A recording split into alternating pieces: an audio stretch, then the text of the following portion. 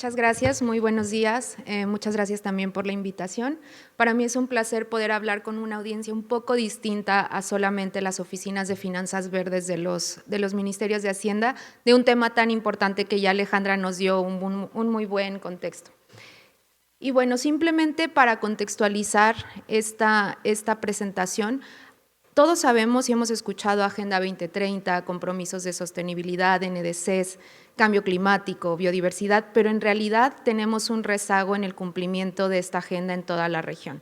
Hay objetivos de desarrollo sostenible que seguramente ubican esos cuadritos con un montón de colores y demás, que todo el mundo sabemos que estamos haciendo algo por ahí, pero no necesariamente se está ligando exitosamente a la parte de financiamiento. Tenemos una brecha de inversión importante en la región. Tan solo en América Latina y el Caribe hay una brecha de 180,000 millones por año de financiamiento sostenible, lo cual tiene que cubrirse de alguna forma, y las estrategias financieras son una buena herramienta para esto.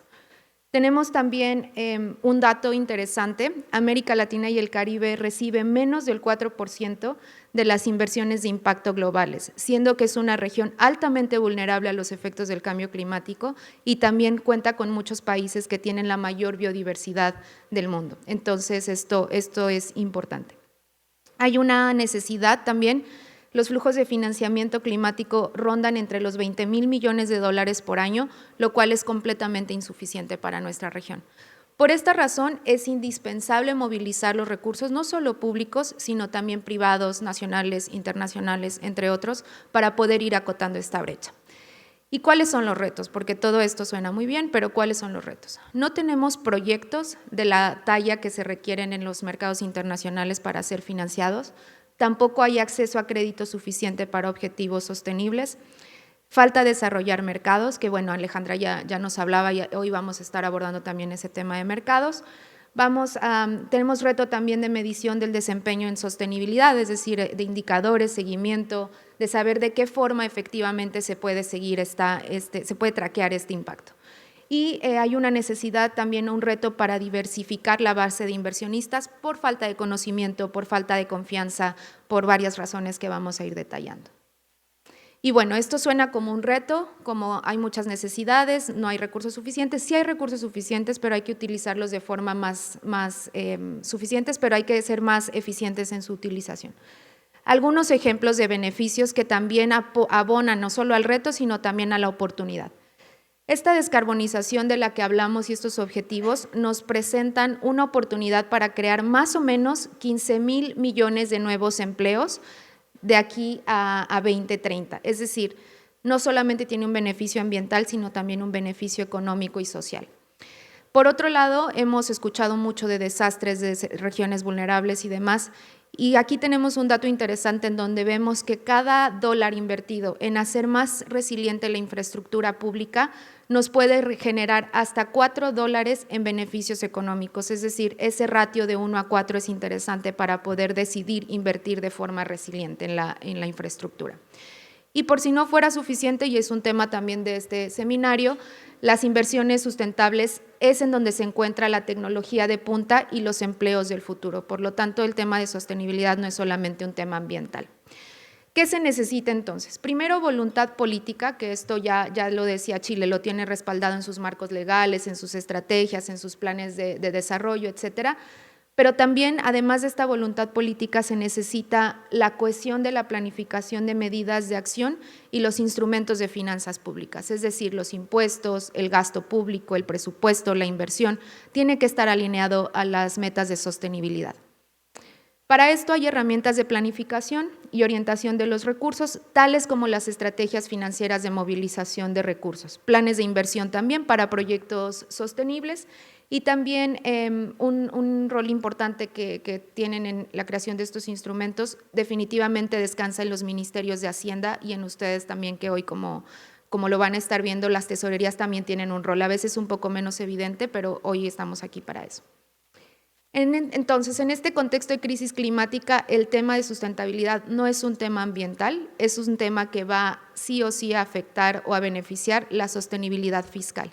Esto ya trae beneficios económicos, trae también consecuencias fiscales si no lo atendemos, entonces es un tema en el que hay que poner atención.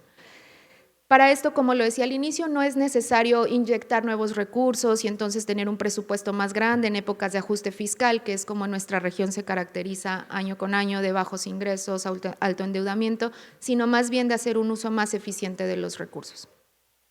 Y finalmente, y muy importante, evitar gastos contradictorios, es decir, lo que construyes con $1, no destruirlo con otro en el mismo presupuesto público.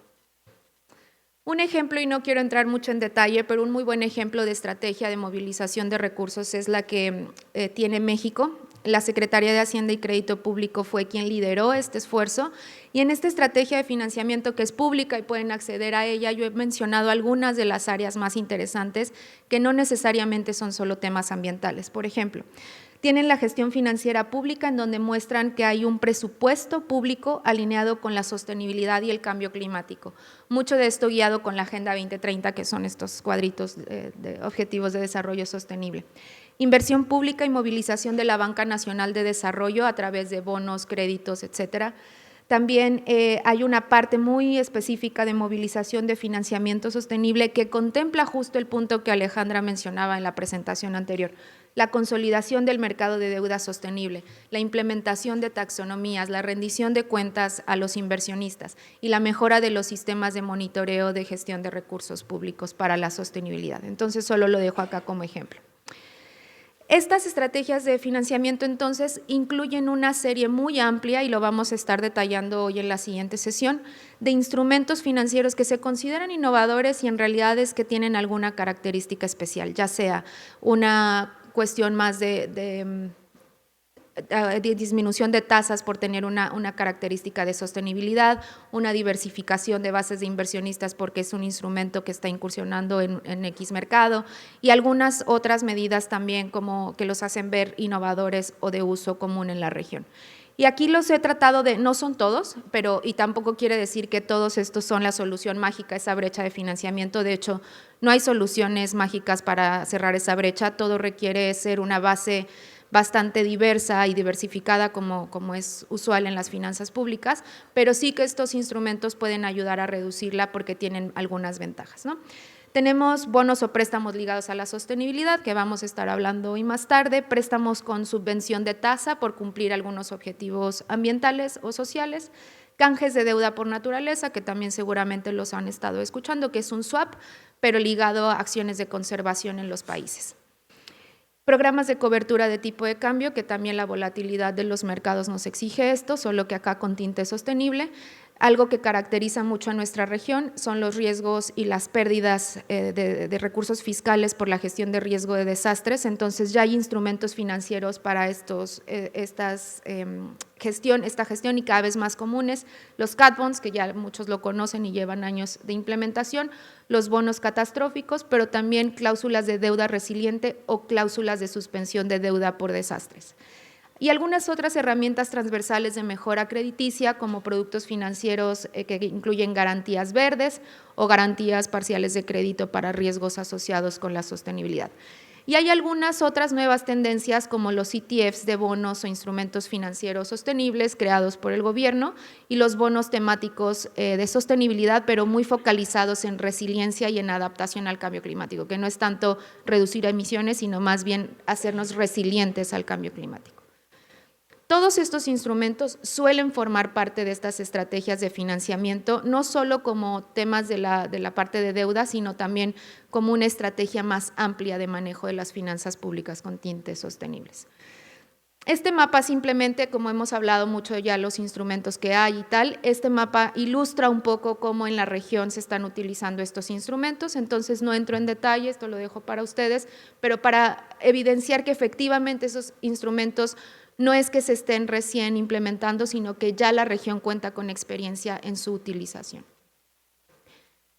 Mencionaba mucho cuál es el liderazgo de Hacienda, ¿no? Y como siempre la Secretaría de Hacienda, esto se podría percibir antes como un trabajo del Ministerio de Ambiente o de los ministerios de línea, pero en realidad este es un quehacer de las haciendas públicas, porque ellos tienen las facultades, están en el núcleo de la administración del gobierno y tienen suficientes facultades para gestionar los riesgos económicos y fiscales diversos, incluyendo los asociados al cambio climático y a la sostenibilidad. En este esquema, muy brevemente, ven algunas de las facultades, por ejemplo, cómo pueden ayudar a gestionar los riesgos económicos y fiscales, determinando cuál es el impacto fiscal de un desastre, cómo incluir las cláusulas de resiliencia en los marcos fiscales de mediano plazo, entre algunas otras facultades que solamente las secretarias de Hacienda tienen. También pueden impulsar la transición justa e inclusiva, orientar el gasto, orientar el presupuesto hacia la eficiencia de gasto, pero por supuesto también alineándolo a los objetivos ambientales que tiene el país. Diseñar políticas públicas también que aborden los cambios tecnológicos, evitando que haya activos varados en el futuro por no haberlo previsto y que por lo tanto este sea un costo a las finanzas públicas. También pueden impulsar el acceso al financiamiento al ser parte de las membresías de los bancos multilaterales, al coordinar toda la cooperación internacional, al poder acceder a mercados internacionales de deuda, entre otros. Y aquí vemos, bueno, este es trabajo de Hacienda, pero también hay un rol importante de las tesorerías, seguramente no es exhaustivo y ustedes tienen mucha más experiencia en esto, pero algunos de los roles que identificamos como importantes desde las tesorerías son los siguientes 5. Primero, una parte de integración operativa, en donde incorporamos los objetivos climáticos y de sostenibilidad, no solamente en estas grandes estrategias y planes y demás, sino también en la ejecución presupuestaria, en la contabilidad y los sistemas de pago. Esta transparencia, esta integración operativa nos lleva al siguiente punto, que es la transparencia y la rendición de cuentas, que en todo este esquema de emisiones temáticas, de recursos etiquetados y demás, resulta altamente prioritario porque es importante poder trazar este gasto para dar cuentas a los inversionistas y a nuestros financiadores de que efectivamente el recurso que nos han dado se está utilizando para los fines previstos.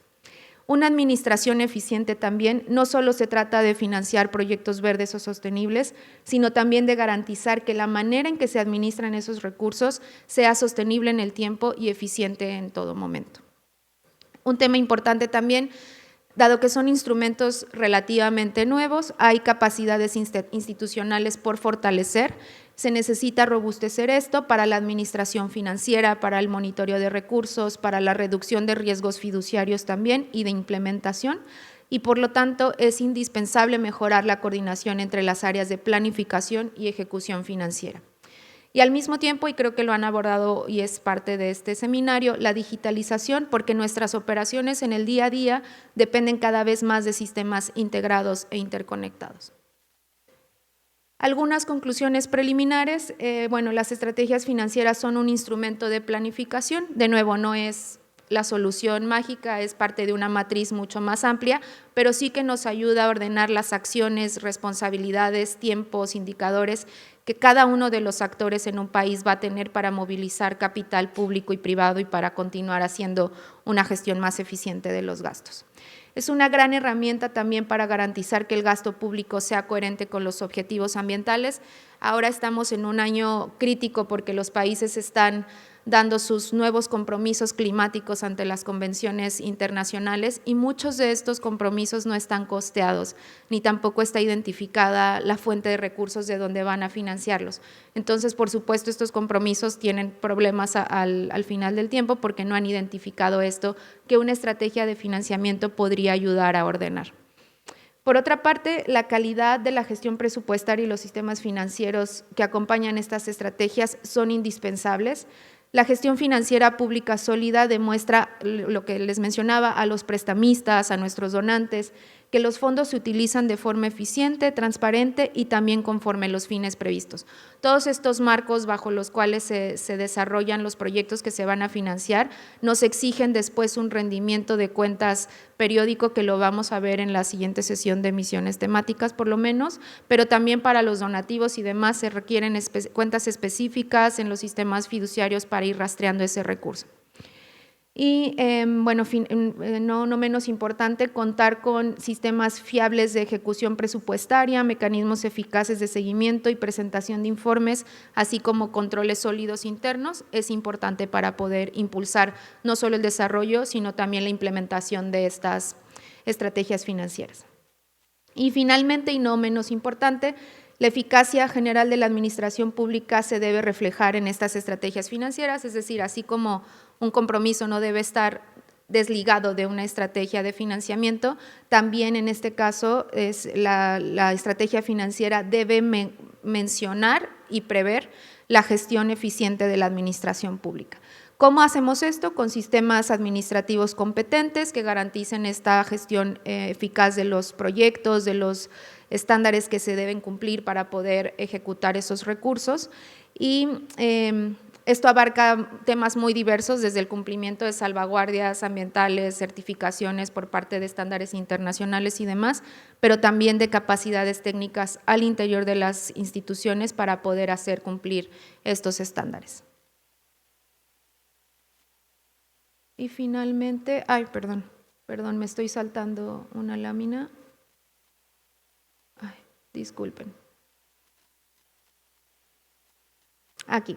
Bueno, tenemos un paper que escribimos hace ya un par de años que analiza más o menos 16 estrategias de financiamiento alrededor de la región, pero también del mundo, y ahí en este código QR lo pueden bajar. Está en inglés y en español y simplemente sintetiza el análisis de estas estrategias de financiamiento y planes de inversión, en donde vemos cuáles son las características principales, cuáles son las características comunes, los retos y sobre todo las recomendaciones que hay para que los países que deseen implementar o desarrollar estos instrumentos de planificación puedan hacerlo de manera más fácil. Esto está disponible públicamente y estamos a la orden también para escuchar sus preguntas y apoyarles en lo que necesiten. Muchas gracias. Gracias, Daniela Torres. Gracias por hablarnos de estrategias financieras y de movilización de recursos para la sostenibilidad. ¿Alguna inquietud? Se levanta la mano, hay micrófono disponible y podemos interactuar con Daniela, que estará con nosotros un poco más adelante también en el siguiente panel. Pero bueno, ahora podemos abordarla directamente sobre este tema. Una mano levantada acá, por favor. Le entregamos micrófono. Adelante. Gracias. Buenos días.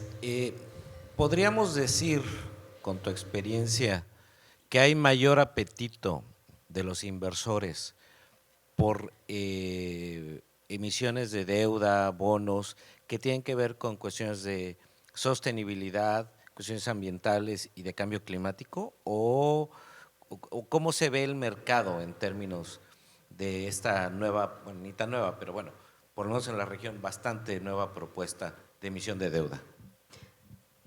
Definitivamente sí. Hay suficiente evidencia y en la siguiente presentación lo vamos a ver.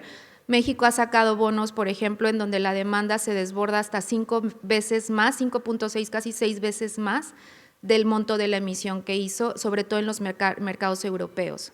Ahora también en los mercados asiáticos esta demanda ha crecido fuertemente y de hecho te diría que ya es un hecho que los inversionistas prefieren estas inversiones que las vanilla. Entonces, esa evidencia existe. En la que todavía no estamos muy seguros, y lo mencionaban en la presentación anterior, si hay un greenium o no, es decir, si hay un beneficio en costo, porque esto todavía no hay suficiente evidencia empírica, es más bien condiciones de mercado como todo, pero la parte de demanda, por supuesto que sí el apetito es fuerte. Gracias. ¿Alguna otra inquietud? ¿Hay tiempo todavía? A ver. Adelante. Teniendo en cuenta, como usted dijo, que la región cuenta con una amplia gama de instrumentos financieros enfocados básicamente en la sostenibilidad, y además de que cuenta con esta gama de instrumentos, también hay una experiencia, vasta experiencia, muchos años de experiencia, dijo en su exposición, para el manejo de estos recursos o de estos instrumentos en la sostenibilidad de los países. ¿A qué usted atribuye que teniendo ya esa gama de instrumentos financieros y teniendo el tiempo ya que utilizamos estos instrumentos, a que menos del 4% de lo que tiene que ver con lo global se esté utilizando en América Latina? Menos del 4%, dijo usted en la exposición, que es lo que llega a América Latina de estos proyectos o de este financiamiento. ¿A qué lo atribuye eso? Ya, bueno, hay varios factores y son diversos. Primero, el nivel de readiness o de preparación de los países es heterogéneo, es decir, hay países como México, Chile, Colombia, Brasil, que llevan un camino recorrido ya de larga data. Por ejemplo, Chile empezó en 2019, México en 2020 haciendo estas emisiones, aplicando estos instrumentos, pero no es el caso, por ejemplo, de algunos otros países en Centroamérica, podría decir Honduras, que está incursionando, Guatemala, que también ya lo ha hecho, que están todavía en el proceso de creación incluso de capacidades internas para poder ser más activos en este tema de instrumentos financieros temáticos, ¿no?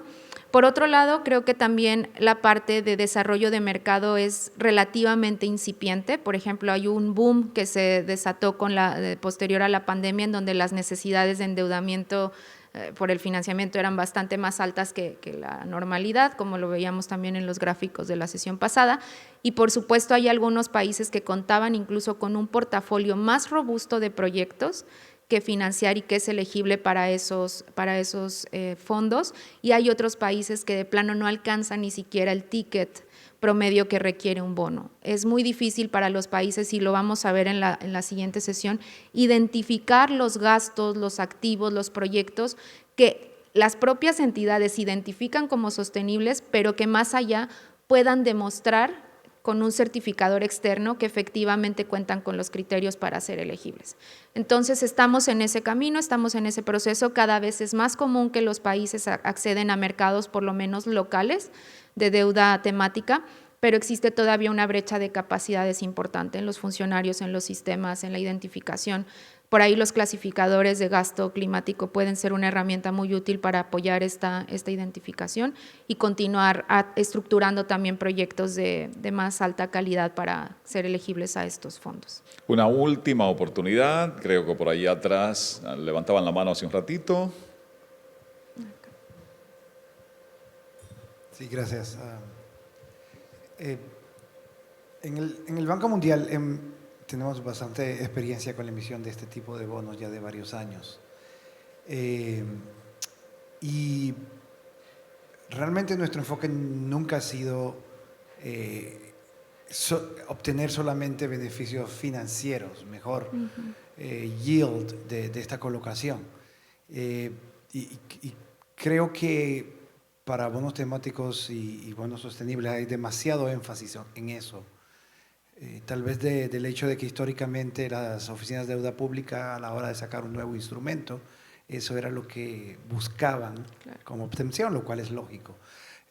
Pero hay otros beneficios y me gustaría saber, aparte de eso, en resumidas cuentas, a nivel soberano, ¿qué han visto ustedes de esos beneficios más allá de obtener una reducción en el costo que hasta cierto punto es un poco irreal? Sí, muchas gracias por la pregunta y la acotación. De hecho, efectivamente, el objetivo principal para nada es obtener un precio más competitivo. De nuevo, son condiciones de mercado, por lo menos con la experiencia que tenemos hasta ahora. Sí veo otros beneficios que directamente están relacionados con temas más amplios. Por ejemplo, diversificación de base de inversionistas. Esto es algo que ya es evidente, que había países que no habían recibido alguna intervención de europeos, de asiáticos, y que ahora esta diversificación ha sido realmente masiva. En la siguiente presentación voy a dar algunas cifras. La otra es que también políticamente es un mensaje robusto al mercado, porque como lo hace el soberano, los bancos privados y demás sienten también la necesidad de también crear esos marcos y también empezar a hacer emisiones temáticas y no solamente plain vanilla.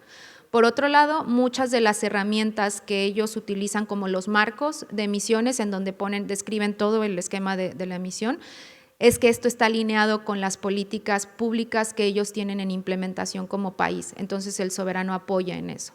Entonces, creo que esas serían algunas de las principales beneficios, que no tienen que ver con el precio, sino más bien con lo que con cumplir con lo que la demanda está exigiendo, ¿no? Igualmente, pero los calificadores, las agencias como Fitch, Moody's, Standard & Poor's, también ya empiezan a mirar esto con otros ojos para dar una calificación a los soberanos, ¿no? Empiezan a mirar índices de sostenibilidad, empiezan a revisar qué tan diversificada está su cartera, etcétera. Entonces, creo que esas son algunas de las ventajas adicionales que van más allá del yield, como dices.